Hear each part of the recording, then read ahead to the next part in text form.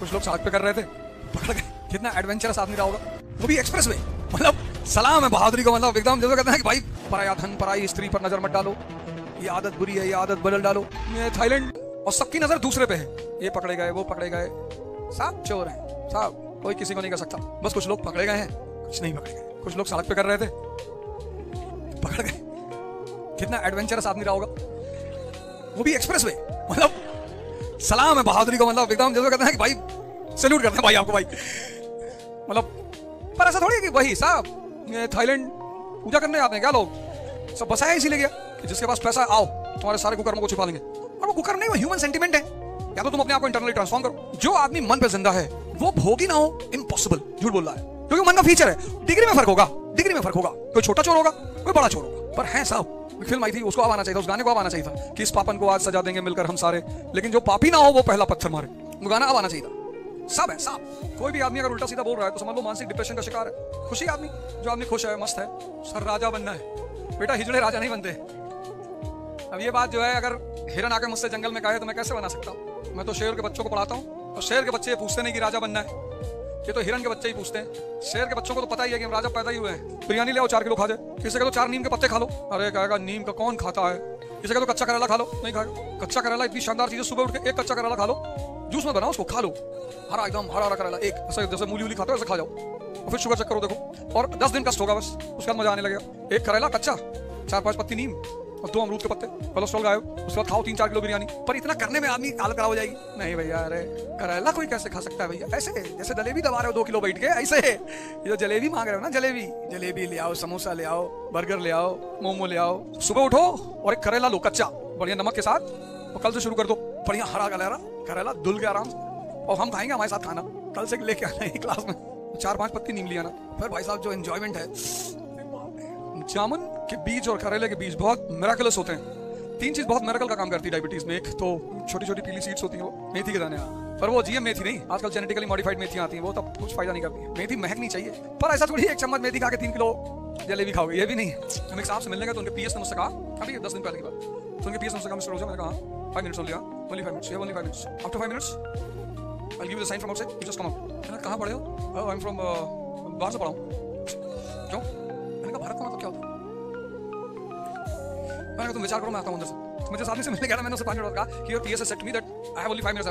Who is this PS bloody? You said, और इतनी देर बैठे रहे, इतनी देर बैठे रहे।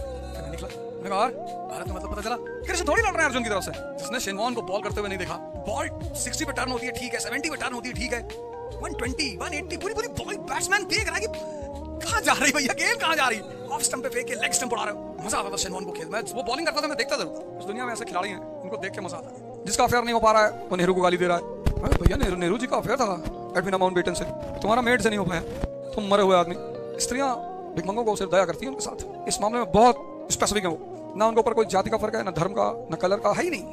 वो ये सब मानती नहीं, जाति धर्म अच्छाई, कि हम बीड़ी नहीं पीते, तू अस्थमा का पेशेंट, तू क्या पिएगा बड़ी। एक आदमी को मैं सैल्यूट करता हूँ, अब तो खैर वो आदमी दुनिया में है नहीं। उस आदमी का एक शो है आपकी अदालत पे, राम जेठमलानी, उसका एक शो है राम जेठमलानी। और भाई साहब क्या स्टेटमेंट दिया था साहब। रह मैंने पूछा कि आपकी 3 पत्नियां हैं?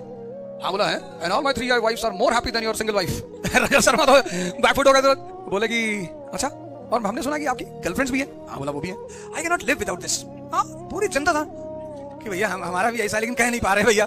यार नींबू खट्टा होगा ही, नींबू मीठा कैसे हो सकता है? वो गुण है उसका, ऐसे मन का गुण है भोग। आगे इसको बनना चाहते हो जी, देश की सेवा करना चाहते हैं, देश की सेवा करो। कोई किसी की सेवा नहीं करना चाहता, तो आप झूठ बोल रहे हैं। और जो बाहर से जितना अच्छा दिख रहा है वो अंदर से उतना खतरनाक है। ये न्यूटन का नियम है, एक्सेप्शन कहीं भी हो सकते हैं। और जो आदमी अपने आप को जितना अच्छा बता रहा है उससे तो दूर रहना। What is the Smriti? The law books, religious books नहीं है। इसीलिए डॉक्टर बी आर अम्बेडकर ने मनुस्मृति को फाड़ा। वो धर्म की किताब नहीं थी, वो कानून की किताब थी। किसका कानून? फ्यूडलिज्म का। अगर तुम अपने आप को ब्राह्मण मानते हो तो तुम्हारे पास ज्ञान होना चाहिए, अगर नहीं है तो मत मानो। फर्जी क्यों मान रहे हो यार? आज भारत की यही तो समस्या है, जिसके पास ज्ञान है वो ब्राह्मण है। जैसे कबीरदास, अब बाई प्रोफेशन वो क्या है? वीवर। बुरा जो देखन मैं चला बुरा न मिलिया कोई, और जो दिल खोजूं अपना मुझसे बुरा न कोई। भाषण दे रहे हैं, अपने पार्टनर के साथ लॉयल होना चाहिए। पता लगा उनके चौथे पार्टनर का फोन आ रहा है। आज का आदमी इतना पाखंडी हो गया ना, इतना, और गलती पता क्या कर रहा है? उसे छुपा रहा है, यही परेशान है। और ट्विटर खोज रहा है हर जगह, कौन कहाँ है, कौन किसकी गर्लफ्रेंड के साथ है, कौन किसकी वाइफ के साथ है, कौन किसके हस्बैंड के साथ है। ये पकड़ा गया एक आदमी होटल में मौज मस्ती करते, कर लेने दे भाई। आज हिंदुस्तान का आदमी 90% अंदर से खुद से लड़ रहा है, खुद से। इतनी बड़ी मार्केट और सब कुछ मार्केट में अवेलेबल, बाहर से इथिकल, अंदर से चोर। कुरान पढ़ के बैठा है, बाइबल पढ़ के बैठा है, गीता पढ़ के बैठा है, पराया धन पराई स्त्री पर नजर मत डालो, ये आदत बुरी है, ये आदत बदल डालो। अब ये तो चल रहा है दिल में और मन में, और अंदर एक लड़ाई चल रही जबरदस्त। बहुत आज तो पढ़े लिखों की संख्या बढ़ गई, उतनी समस्या भी बढ़ गई। 1950 में इतने पढ़े लिखे लोग नहीं थे, लेकिन समझदार बहुत। प्रलाचा, पंचायत के प्रलाचा, लेकिन चौथे सीजन में भाई विनोद ने बहुत जबरदस्त एक्टिंग, मान गए। कोई उस आदमी के सामने खड़ा ही नहीं हुआ। हम गरीब हैं लेकिन गद्दार नहीं है, इसीलिए तुम गरीब हो, क्योंकि अमीर होने की पहली एलिजिबिलिटी है गद्दारी। तो पहली एलिजिबिलिटी अमीर होने की गद्दारी है। 2014 से पहले कितने लोग कांग्रेस में थे, इसमें थे, उसमें थे, सब छोड़ छाड़ के रूलिंग पार्टी में आ गए, सब मौज कर रहे हैं। बता रहे पहले तो गवर्नमेंट थी ही नहीं, पहले तो बहुत बुरा हाल था इंडिया का। India got independence in 2014। पता नहीं कैसे वो दोबारा लौट कर आएंगे। आ जाएंगे, बड़े लोगों की सबसे बड़ी खासियत होती है उनकी आंख में पानी नहीं होता, फिर आ जाएंगे वापस। पता नहीं क्या हमारे दिमाग पे चढ़ गया था, उस वक्त कुछ समझ में नहीं आ रहा था। मेरी वाइफ भी मुझे समझाती थी, पर मुझे बहुत दौरे पड़ते थे, और पता नहीं क्या हो गया था। फिर पब्लिक उनके पीछे हो जाएगी कि भैया बीमार हो गए थे। गरीबी सिर्फ इसलिए आदमी को होती है क्योंकि उसको बेइज्जती का बड़ा डर होता है। जिसको बेइज्जती का डर है वो गरीब रहेगा, और जो बेइज्जती को अपनी बपौती समझ लेता है कि बेइज्जती नहीं हुई तो समझ लो कुछ हुआ ही नहीं जिंदगी। स्टूडेंट, भिखारी और सन्यासी की कोई इज्जत होती नहीं। और दुनिया में राइज करने का सबसे अच्छा साधन है बेइज्जती। जो तुम मोटिवेशन ढूंढते हो ना, वो इसीलिए ढूंढते हो क्योंकि तुम्हारी बेइज्जती नहीं होती। जिसकी बेइज्जती होने लगेगी ना, उसके अंदर आग लग जाएगी कि तुमको दिखाएंगे अब, और तुम उसी चीज से डरते हो। भाई तुम क्लास में टीचर पढ़ा रहा है, तुमने कोई सवाल किया, टीचर ने डांट के बिठा दिया, बदतमीज कहेंगे, बच्चों जैसे सवाल करो, भगा देंगे क्लास, पूरी क्लास हंसने लगी।